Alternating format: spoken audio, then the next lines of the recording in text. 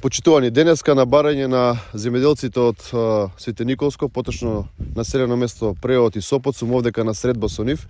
И од она што можам да го заклучам и да го пренесам, дека и овдека, како во останатите делови на Република Македонија, ситуацијата со земјоделството е повеќе од катастрофална. Меѓутоа, она што сакам со посебен акцент да го натирам и она што ми го пренесува земјоделците е дека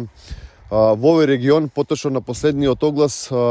најголем дел од земјоделско земјиште кое што е добиен, го има добиено лице кое што е блиско до власта, лице кое што нема ниту механизација на свое име, ниту па заслужува да работи земјиште во Свети Николе со адреса на живење во Скопје. Се работи за известно лице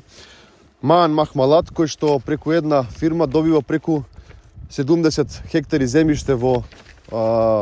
атарите на село Сопот и Преот, лице кое што практично го узурпира земјишето наместо локалното население да го работи и да екзистира. Младите во овие две населени места и Свети Николско се селуваат затоа што власта едноставно ги игнорира и не им дава земјоделско земјиште за да може да го обработуваат и да ги прехрануваат своите семејства. Она што сакам исто така од тука да го упатам за ваквите случаи кои што во наредниот период ќе ги обзнаниме во јавноста, дека со преземањето на власта предводена од ВМРО ДПМН ќе направиме целосна ревизија на сите договори кои што се склучени во Република Македонија за закуп на државно земјоделско земјиште. Секаде каде што има неправилности, ќе има раскинување